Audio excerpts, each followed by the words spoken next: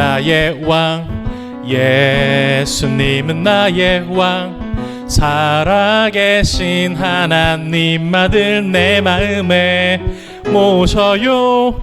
어서 오세요. 예수님, 살아계신 예수님 오세요. 여기 내 마음에 항상. 처음부터 불러보겠습니다. 예수님은 나의 왕, 예수님은 나의 왕. 살아계신 하나님 아들 내 마음에 모셔요. 어서 오세요. 예수님, 살아계신 예수님 오세요. 여기 내 마음에 항상 계세요. 나의 왕. 잘했습니다. 자, 우리 그 다음 찬양 굿뉴스 불러보겠습니다.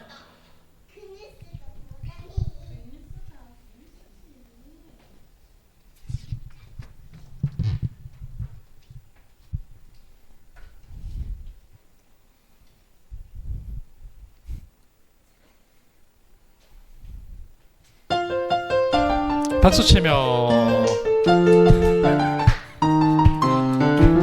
굿뉴스 예예 굿뉴스 예예 우리 곳에 주가 나셨다 따단딴 굿뉴스 예예 굿뉴스 예예 기뻐 뛰며 찬양해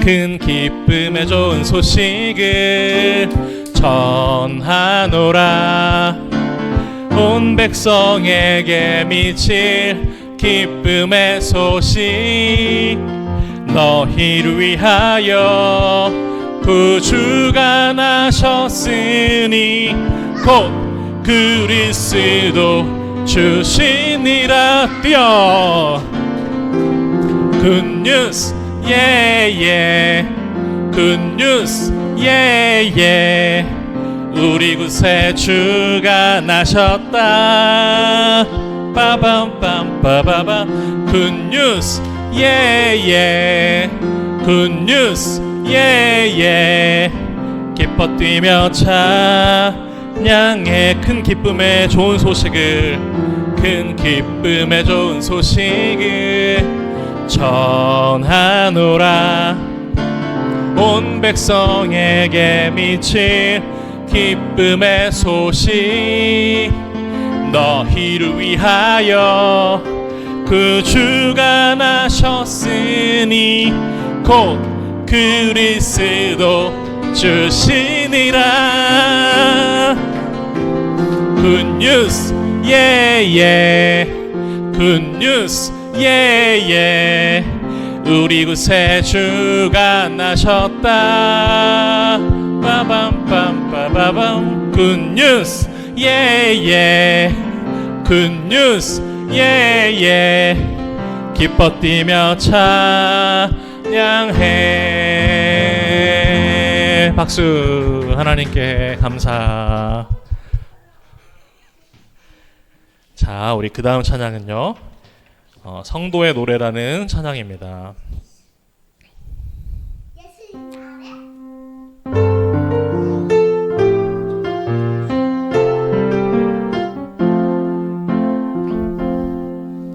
환난 가난과 고난 수고로움 속에도 성도는 그 믿음을 지켰네. 주를 섬기는 일에 자신을 다 드리며 진리의 말씀과 성령으로 그 길을 걸었네. 그리스도 안에서 새롭게 하시고 그리스도로 인하여 자유케 되었네. 우리는 무명하나 유명한 자요 죽음의 위기 속에도 참 생명 가졌고 근심하나 기뻐하며 하나하나 다른 이를 부욕해 하는 자로다. 처음부터 불러보겠습니다.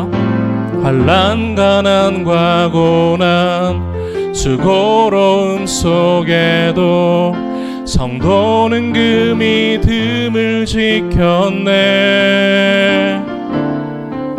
주를 섬기는 일에 자신을 다 드리며 진리의 말씀과 성령으로 그 길을 걸었네. 그리스도 안에서 새롭게 하시고 그리스도로 인하여 자유케 되었네. 우리는 무명하나 유명한 자요 죽음의 위기 속에도 참 생명 가졌고 근심하나 기뻐하며 가난하나 다른 이를 부욕해 하는 자로다. 우리 지금 이 시간 나의 마음을 향하여 함께 기도하기를 원합니다. 하나님, 내 마음에 내 영혼에 말씀하옵소서. 하나님께서 또한 태초부터 나를 계획하시고 또한 나를 이 땅 가운데에 태어나게 하셔서 하나님의 아름다운 그 목적을 따라 우리가 살기에 부족함 없도록 인도해 달라고 지금 이 시간 함께 기도하며 나아가겠습니다. 기도하겠습니다. 하나님 아버지 감사합니다. 주님의 은혜를 구합니다. 하나님 아버지 또한 나를 있게 하시고 또한 나를 만드시고 나를 누구보다 가장 잘 아시는 그 하나님 앞에 내가 또한 말씀 앞에 나아가길 원합니다. 아버지, 나를 축복해 주시고 내가 하나님의 그 말씀에 따라 함께 또 연합되고 또한 그 참 생명이 나에게로 흘러들어와 정말 이 땅에서 우리가 또한 정해진 그날까지 하나님 후회 없이 부끄러움 없이 살아갈 수 있도록 축복하여 주시옵소서. 참 생명 되신 예수 그리스도를 찬양합니다. 이 모든 말씀 감사드리며 예수님의 이름으로 기도드립니다. 아멘. 네, 오늘 우리에게 주시는 하나님 말씀입니다. 신약성경 누가복음 4장 18절에서 19절. 누가복음 4장 18절에서 19절 말씀, 두 절이기 때문에 함께 한 목소리로 읽어보겠습니다. 시작.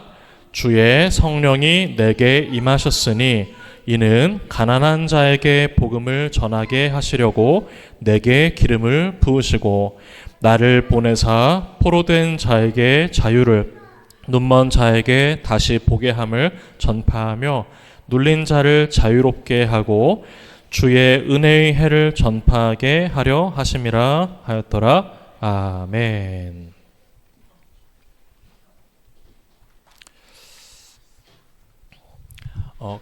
여기 컴퓨터 옆에 보면 모니터 그 리모컨이 하나 있거든요. 그걸로 여기 하나만 좀 켜주시면 좋겠습니다. 네. 여러분 혹시 최근 사회와 그 경제의 흐름에 대해서 얼마나 많은 관심을 갖고 계신가요? 미국의 투자은행 모건 스탠리에 따르면 1980년에서 2000년도에 태어났던 밀레니얼 세대가 현재 경제활동의 가장 중요한 연령대가 될 것이다라고 밝힌 바가 있습니다. 그러면서 이제 그들이 가정을 꾸리게 되기 시작하면서 이제 그 윗대로 모든 그 세대들이 이제 함께 경제활동에 동참하는 그 세대가 되었기 때문에 이제 그 세대를 중요한 투자 내지는 타겟팅을 해야 될 중요한 세대가 되었다라고 전망을 했는데요. 그런데 또 하나 2030 축의 전환이라는 책이 있습니다. 이 책의 저자 이름은 마우로 기옌이라고 하는 사람입니다. 이분은 어떤 분이냐면 현재 미국 펜실베니아 대학교 와튼스쿨 국제경영학 교수로 재직 중인 분인데요. 이분 자체가 사람의 그 인구와 경제와 그리고 기술이라는 이 세 가지의 기둥을 발달을 계속해가는 과정들을 분석하는 독창적인 행보를 보여주는 아주 세계적인 유명한 교수님입니다. 그런데 이제 그가 이 모건 스탠리와는 조금 다른 분석을 내놔서 사람들의 눈길을 끌었습니다. 실제로 소비가 빠르게 늘어나고 있는 세대가 따로 있다라고 이야기를 했는데요. 그러면서 그들은 전 세계 자산의 최소한의 절반 이상을 소유한 바로 60세 이상의 실버 세대라는 그 타겟팅을 그쪽 세대에게 더 맞춰야 된다라고 전망을 내놓았습니다. 이 교수님께서. 그러면서 이미 미국의 경우에는 60세 이상의 사람들이 가진 그 부가 전체가 가진 전체의 80% 이상이 60세 이상이 가지고 있다라고 발표를 했습니다. 그러면서 현재 전 세계적으로 60세 이상이 10억 명에 이르렀다라고 발표했는데 2030년에는 그게 이제 10억에서 14억으로까지 증가될 거라고 이야기를 했습니다. 그래서 계속해서 다가올 실버 시장 그 시대를 우리가 눈앞에 두었고 여러 기업들은 이 실버 시장이 타겟팅을 해야 고객들의 그 돈을 이게 자꾸 사용하는 방식들을 파악을 하는데 초점을 맞춰야 될 것이다라고 이야기를 했다는 거죠. 그래서 2030년이 되면 건강 및 가사 관리와 같은 산업 시장의 큰 호황을 맞을 것이라고 했고 거기에 대한 이제 뒷받침의 근거로 노년층들이 아침에 일찍 일어나시거든요. 아침에 일찍 일어나시고 네, 저도 요새 보면은 새벽에 꼭 2, 3시에 꼭 한번 깨고 또 4, 5시 되면 꼭 아직 그럴 나이는 아닌 것 같은데 꼭 그렇게 깨서 그러니까 노년층은 더 아침 일찍 일어난다는 경향이 있다는 거죠. 그래서 실제로 저도 우리 여기 교회 근처에 이렇게 좀 매장들을 돌아다녀 보면 일하시는 분들 중에 깜짝 놀랐어요. 60대 머리 하얀 그 분이 70대? 60대? 이분이 막 그 커피를 하고 계시고요. 실제로 외국에서도 젊은 사람보다 이게 조금 잠이 별로 없으신 분들이 더 이제 부지런한 것처럼 보이니까 그분들을 많이 고용해서 사용을 하는 이제 그런 문화가 지금 계속해서 더 커질 것이다라고 이야기를 했다라는 것이죠. 그러면서 결국 또 노년층이 가지고 있는 장점이 뭐냐? 앞으로 어떤 고객이 와도 노년층이 아무래도 그 어른들의 연륜이 있다 보니 뭔가 고객사항의 불만에 대해서도 그러시냐고 같이 젊으면 그런데요 뭐가요 이럴 수 있는데 이제 노인분들의 그 특장점이라 할 수 있는 고객의 요구와 필요를 조금 더 잘 알겠어요 막 이런 식으로 그걸 좀 더 잘 이해할 수 있는 층이 노년층이 되기 때문에 앞으로는 노년층에게 더 많은 그런 직원 고용이 또 일어날 수가 있을 것이다라는 전망을 했습니다. 뭐 그 밖에도 의학과 생명공학 그리고 영양학 이와 같은 분야들에서도 혁신이 계속 일어나면 더 많은 노년층들이 이제는 더 오랫동안 삶을 즐길 수 있게 될 것이다 라고 이야기를 하면서 결국에는 현재 계속 발달되고 있는 가상현실 세계 아니면 뭐 인공지능 아니면 뭐 나노기술 이와 같은 모든 것들이 결국에는 젊은 세대의 욕구나 필요에 따라 주도된다라고 우리는 생각할 수 있지만 사실은 대부분 60대 이상 노년층들의 필요에 따라 계속해서 의료기술도 거기에 맞춰서 발달되고 있다라고 이야기를 했습니다. 그래서 2030년쯤에는 70대의 평균적인 그 사람들의 삶이 지금 현재 50대에 해당하는 사람들의 삶과 굉장히 이제 비슷해질 거다라는 전망이 있었습니다. 계속해서 인구가 노령화될수록 자산 관리도 그렇고 또 상담도 그렇고 노년층을 향한 상담, 연금이나 배당 같은 여러 가지 그런 수요들도 더 많아지게 될 것이고 결국 금융기관들은 이와 같은 그 60대 이상들이 주요 고객이 더 될 것이다라고 전망을 했다라는 거죠. 중요한 것은 사회, 경제에 관한 문제는 사실은 기독교인이든 비기독교인이든 모두에게 사실은 중요한 문제라고 저는 생각을 합니다. 화면 하나 좀 넘겨주시면 네, 하나 더요. 네. 한번 읽어보도록 하겠습니다. 시작. 조세핀 메생버드 포드 교수님입니다. 그가 했던 말 한번 읽어볼게요. 시작. 테러, 폭력, 범죄, 전쟁, 가난이 서로 밀접하게 연결되어 있고 서로 원인이 되며 가장 중요한 문제가 되는 현 시대 속에서 누가복음은 주목할 가치가 있다. 이 노틀담 대학교의 명예 교수였고 또 신약 성서학자였던 이 조세핀 포드 교수님이 했던 말입니다.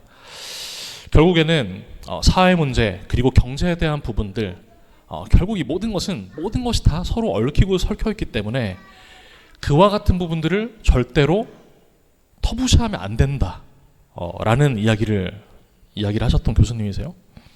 저 역시도 마찬가지로 그렇게 생각을 합니다.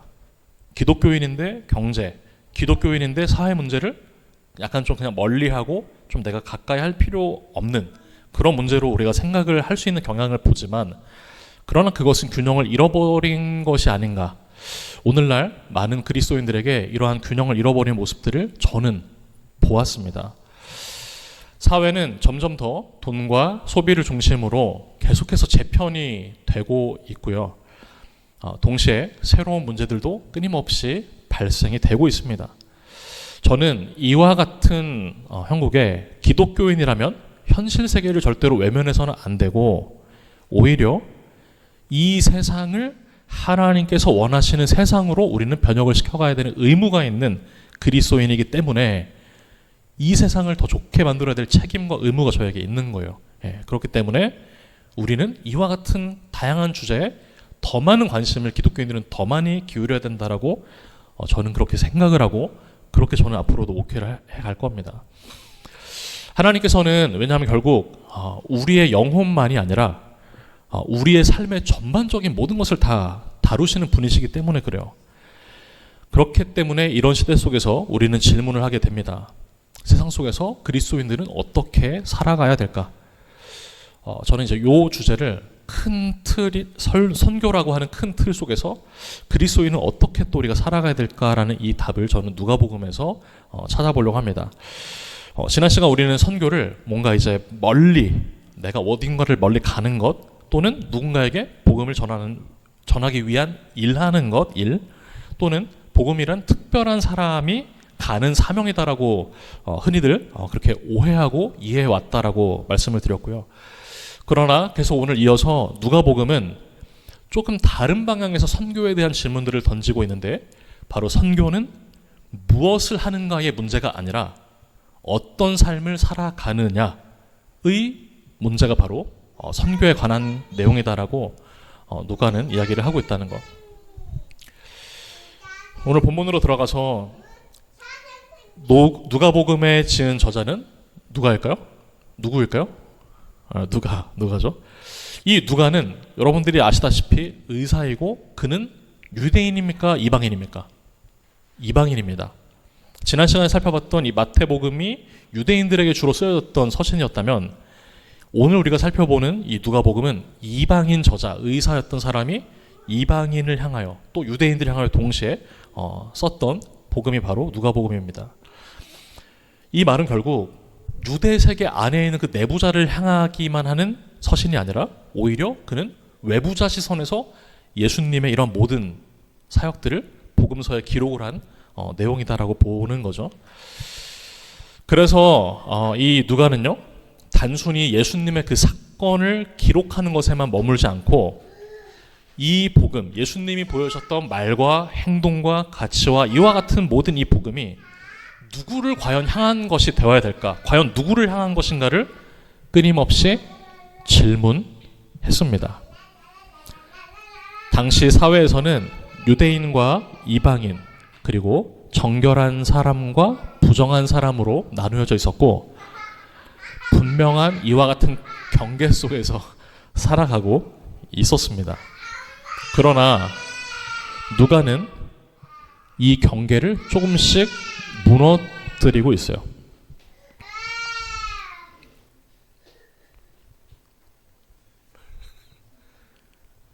네. 누가는 이와 같은 세워졌던 누가 정하고 부정하냐, 누가 유대인이고 이방인이냐 이와 같은 경계가 더 첨예하게 대립하면서 서갈 때에 그 경계를 무너뜨리는 역할을 이제 누가가 했다라는 겁니다. 그러면서 그는 복음이라는 것은 특정한 사람을 위한 것이 결코 되어서는 안 되는 것이고 이 복음이라는 것은 모든 사람을 향한 것이다라고 강조를 하고 있는 거죠. 그러면서 결국 누가복음은 누가복음 자체로 끝나지가 않습니다. 이 저자였던 누가는 그 다음 또 누가복음 다음 뭐가 나오죠? 사도행전. 사도행전까지도 이 누가가 기록을 하게 되는데 결국에는 누가복음이 예수님의 공생애를 담은 예수님의 사역에 관한 기록이었다면 그 다음 사도행전은 예수님이 승천하신 이후에 교회가 어떤 일들을 했는지 이 예수님의 사역이 끝난 게 아니라 계속해서 이어지고 있다는 사실을 보여주려고 했던 것 같습니다.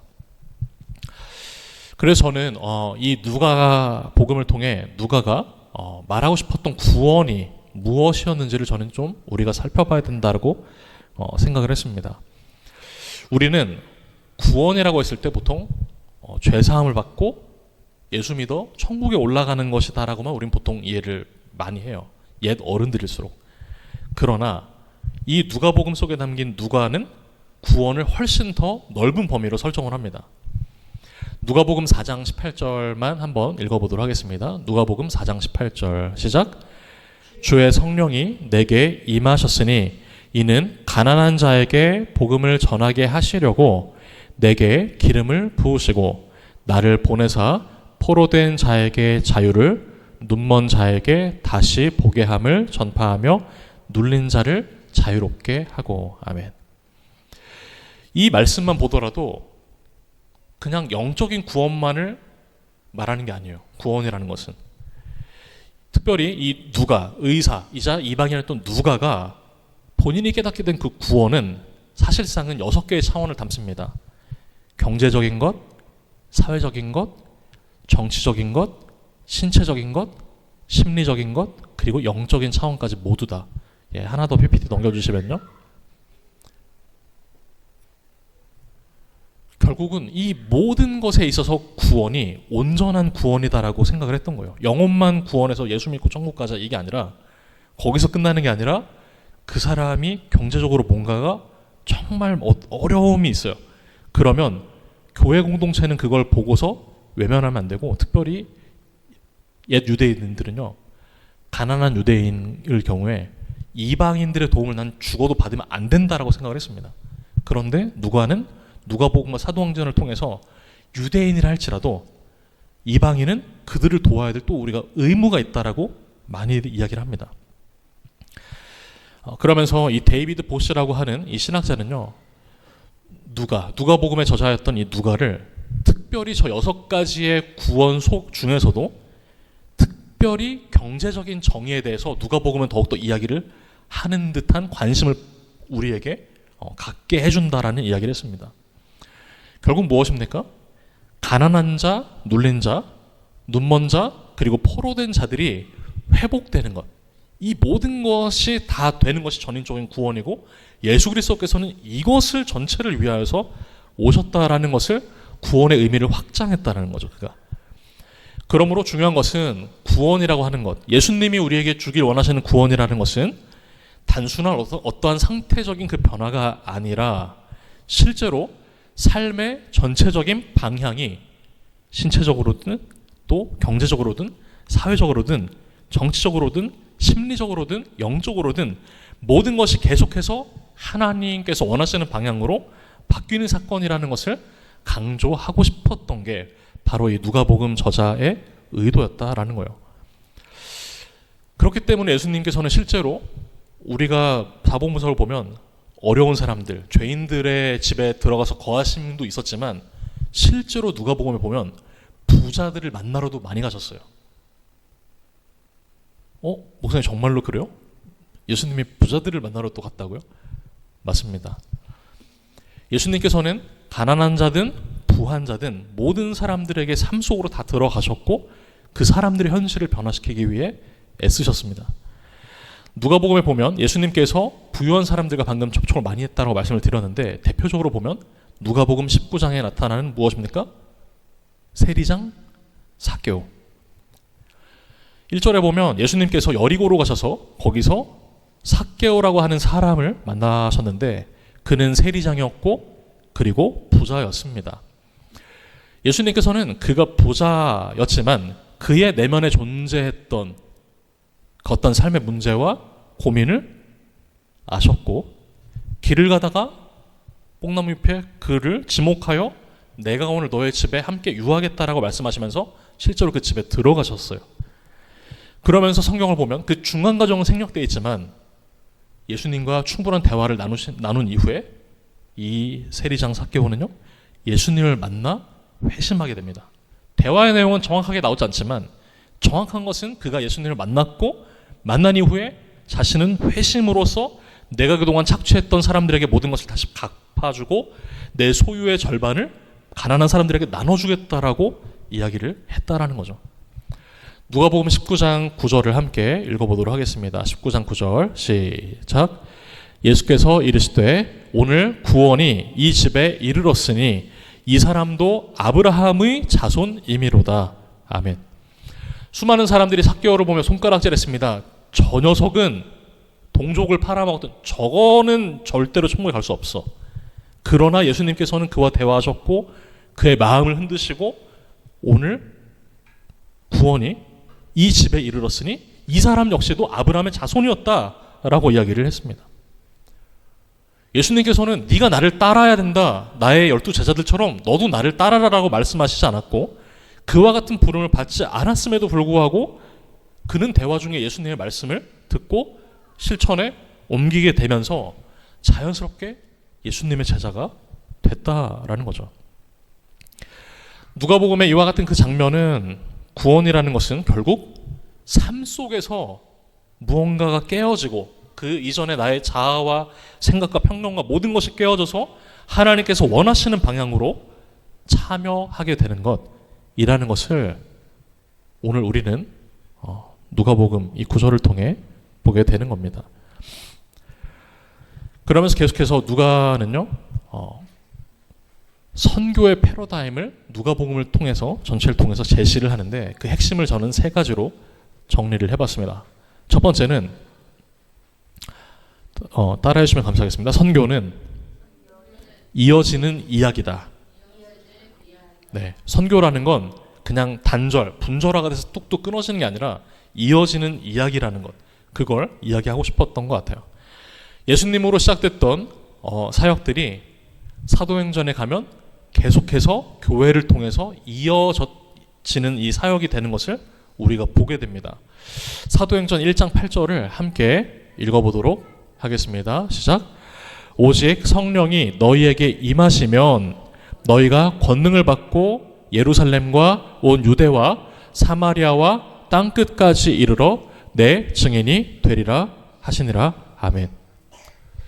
선교는 누가복음이 이야기하고 싶었던 것, 누가를 통해서 선교라는 건 예수님의 사역으로 가득 차 있지만 누가복음에, 그러나 사도행전으로 넘어가면서 선교는 예수님으로 시작됐던 그 사역이 우리를 통해 계속 이어지는 것.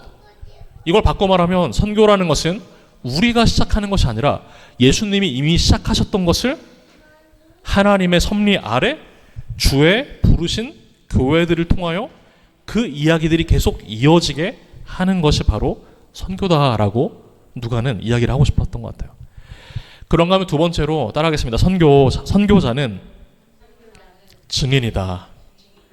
네, 선교자는 증인이다. 증인이라고 하는 것은 무엇인가를 만들어내는 사람이 아니죠. 뭔가 새로운 사건을 창조해내는 게 아니라 내가 본 그대로를 말하는 사람입니다. 성경은 신자라고 한다면 모든 신자는 증인으로 부르심을 받았다라고 이야기를 했어요. 누가복음 24장 46절에서 48절 함께 읽겠습니다. 시작.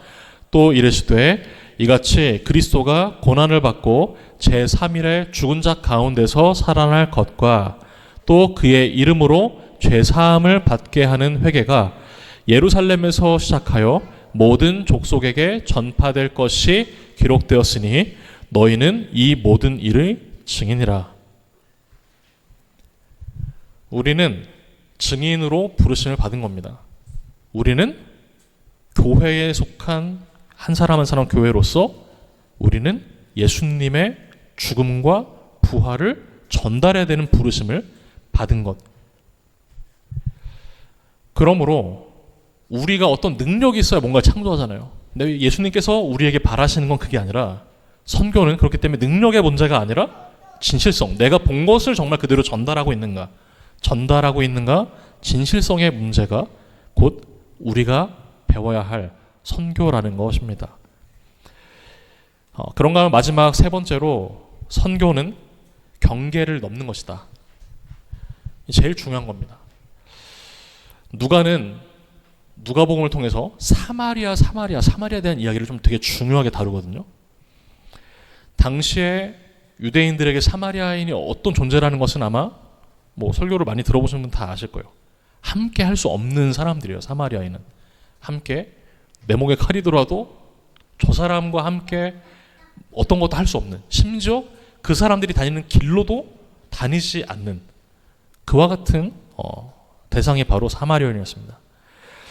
왜냐하면 이 사마리아인이라는 이 사람들은요, 굉장히 이제 혼혈로 돼서 이 종교적으로 하나님을 찾는 것 같기도 한데 이방신들을 섬기고, 이와 같은 굉장히 종교적으로 많이 믹스가 되었다.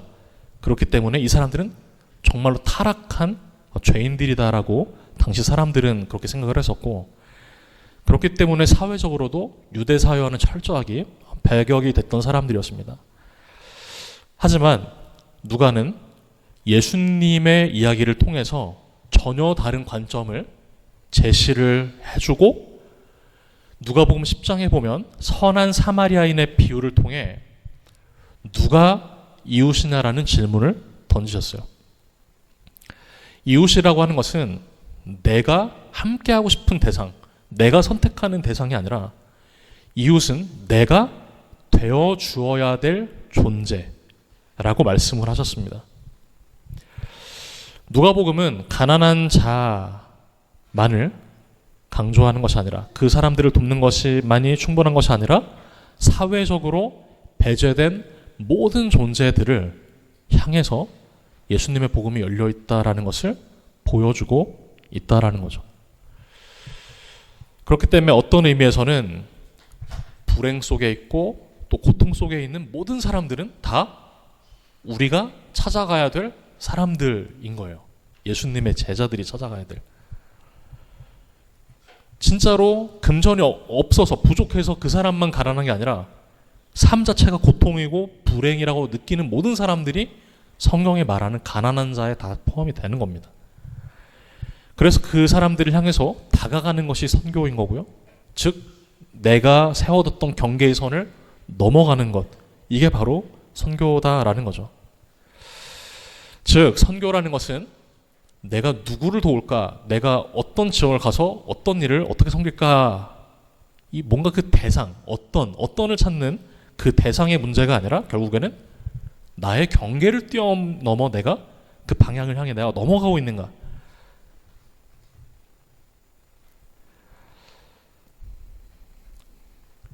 그래서 누가복음 속에 있었던 그 두 인물, 가난한 사람을 도와야만 했던 부자들, 첫 번째는 아까 세리장 삭개오고요. 또 한 사람은 바로 부자 청년입니다. 젊은 부자 관원. 이 부자 청년은요, 자신은 태어날 때부터 계명을 철저하게 지켰고 나는 도덕적으로도 흠이 없는 사람이라고 자신했던 사람입니다. 율법을 문자 있는 그대로 다 지키고 모든 삶을 말씀이 제시하는 대로 그대로 따랐던 사람이었지만, 이 부자 청년은 예수님께서 주시는 도전을 받아들일 준비가 아직 되어 있지 않았다라는 것을 성경을 통해 보게 됩니다. 그가 가진 것이 너무 많아 나중에는 슬픈 기색을 띠고 예수님의 등을 돌려 걸어갔던 사람이었죠. 그러나 이것과 반대로 누가복음에 있는 또 하나의 장치가 바로 아까 말씀드렸던 삭개오였습니다. 삭개오는 반대로 모든 사람들한테 손가락질 받고 모범적이기는커녕 폐쇄된 삶을 살았던 사람입니다. 죄인으로 취급받던 사람이었어요. 한 사람 부자 청년은 의인이었지만 이 사람은 죄인. 그러나 이 삭개오는 예수님을 만난 이후에 삶이 180도 바뀌었습니다. 자신의 재산의 절반도 주고 속인 것을 모두 다 배상하겠다라고 말했던 거죠. 그래서 예수님께서는 오늘 너의 집에 구원이 이르렀다라고 말씀하셨습니다. 결국 이 두 사람의 차이는 단 한 가지였던 거죠. 삶이 바뀌었느냐. 누가복음이라는 것은 구원이란 어떤 신분에 있든 어떤 포지션에 네가 있느냐의 문제가 아니라 네가 하나님의 말씀으로 그 방향으로 향하여 가고 있냐, 너의 삶이 정말로 변화되었냐, 되고 있냐를 우리에게 이야기하고 있습니다.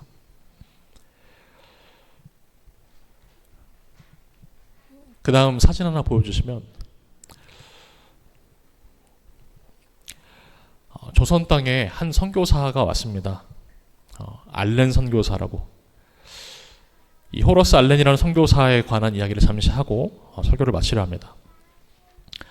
이 알렌 선교사가요, 조선 땅에 도착해서 그가 했던 일이 교회를 세우거나 그런 일을 하지 않았습니다.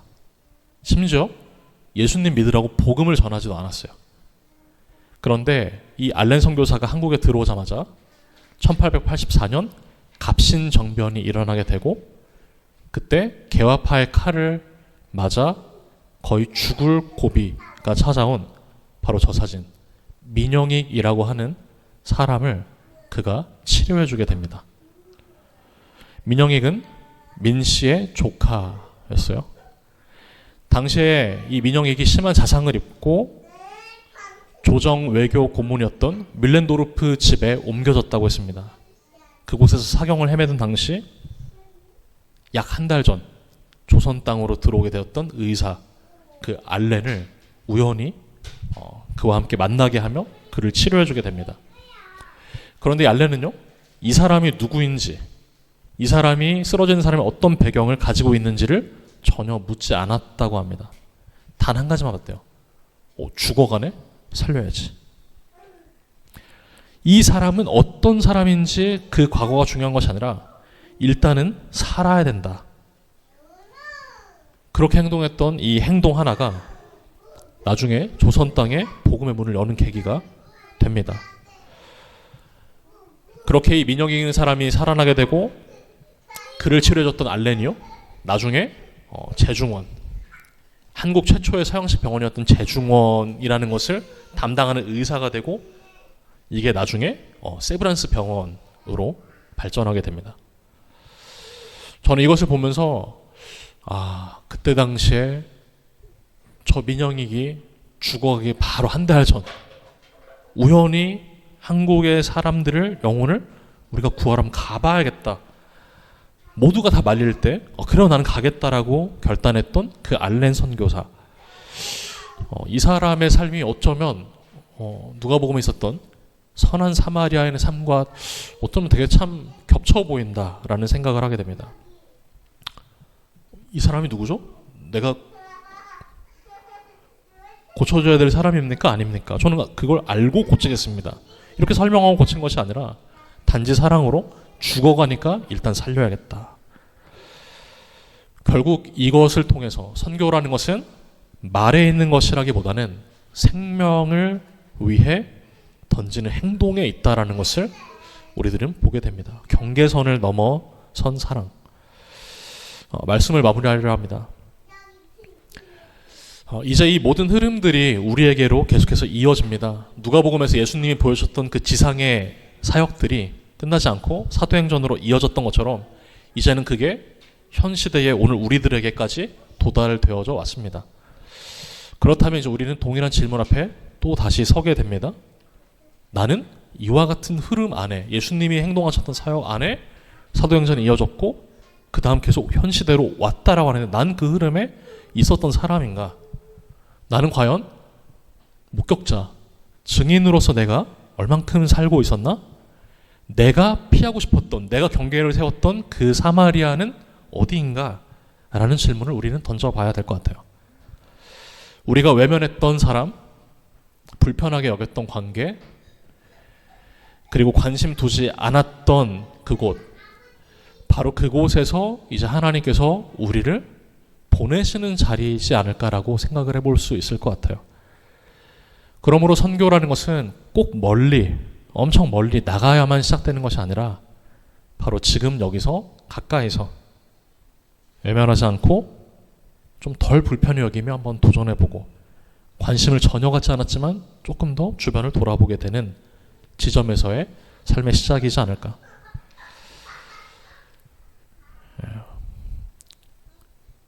우리는 이제 함께 말씀을 들었고요. 이 말씀을 가지고 그동안에 우리의 선조들이 이런 삶으로, 이런 정신으로 예수님의 정신을 이어서 이렇게 왔겠구나라고 하는 이 성도의 노래에 담긴 가사를 따라서 함께 우리 자신도 스스로 결단해보며 찬양을 불러보며 드리는 고백이 되었으면 좋겠습니다.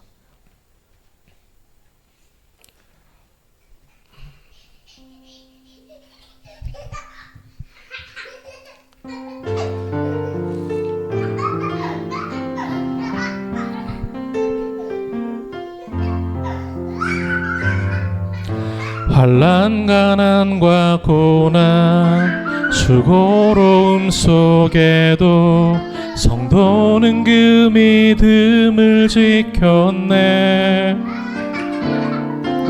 주를 섬기는 일에 자신을 다 드리며 진리의 말씀과 성령으로 그 길을 걸었네. 그리스도 안에서 새롭게 하시고 그리스도로 인하여 자유케 되었네. 우리는 무명하나 유명한 자요, 죽음의 위기 속에도 참 생명 가졌고 근심하나 기뻐하며 하나하나 다른 일을 부욕해 하는 자. 처음부터 다시 한번 불러보겠습니다. 환난, 가난과 고난, 수고로움 속에도 성도는 그 믿음을 지켰네. 주를 섬기는 일에 자신을 다 드리며 진리의 말씀과 성령으로 그 길을 걸었네.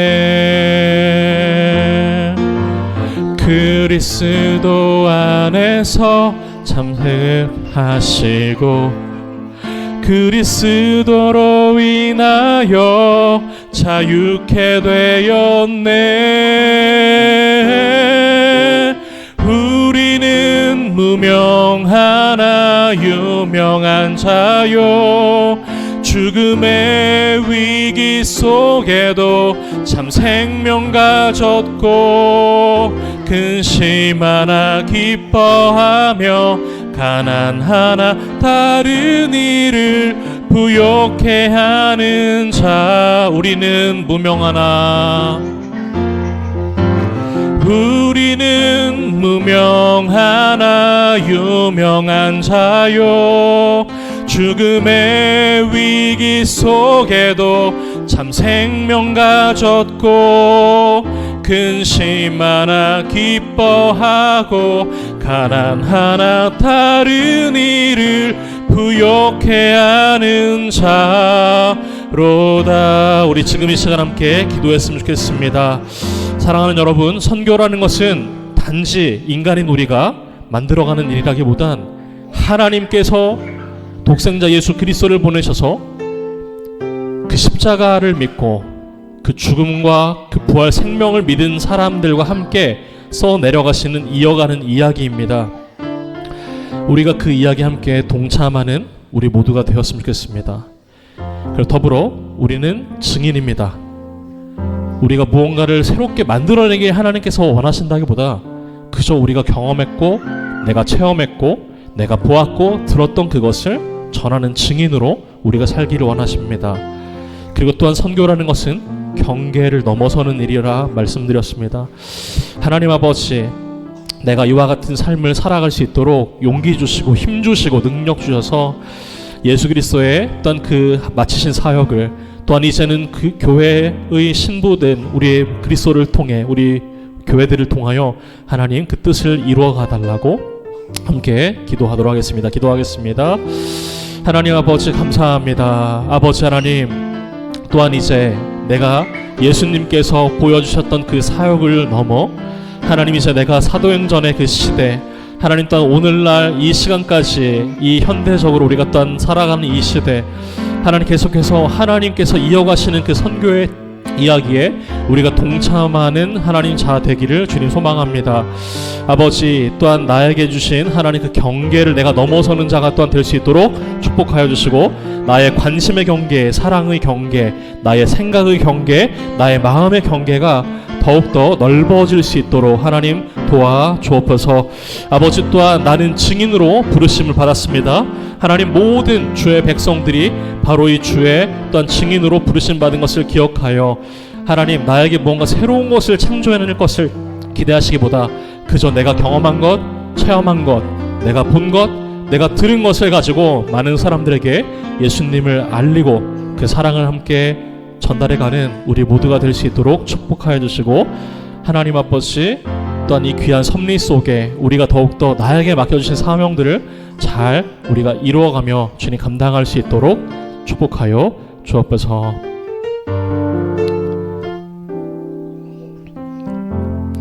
하나님 아버지 감사합니다. 누가가 이 시대에 선교를 한다면 이라는 제목으로 함께 말씀을 전했습니다. 하나님, 믿는 자들 안에서만 머무르는 것이 구원이 아니라 하나님 전인적으로, 하나님 정말로 많은 광의의 차원에서의 그 구원을 주려고 예수님께서 오셨음을 들었습니다.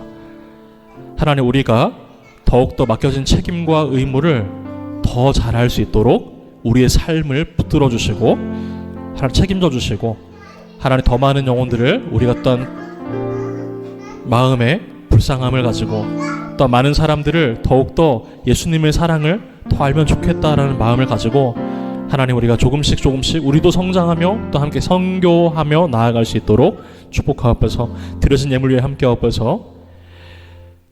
이제는 우리 구주 예수 그리스도의 은혜와 하나님의 사랑과 성령님의 교통 인도하심이 오늘 이 자리에 모여 예배하고 기도하고 찬양한 사랑하는 모든 인투교회 식구들 위에, 또 사랑하는 형제자매들 머리 위에, 조국교회 위에 이제로부터 영원토록 함께 계실지어다. 아멘.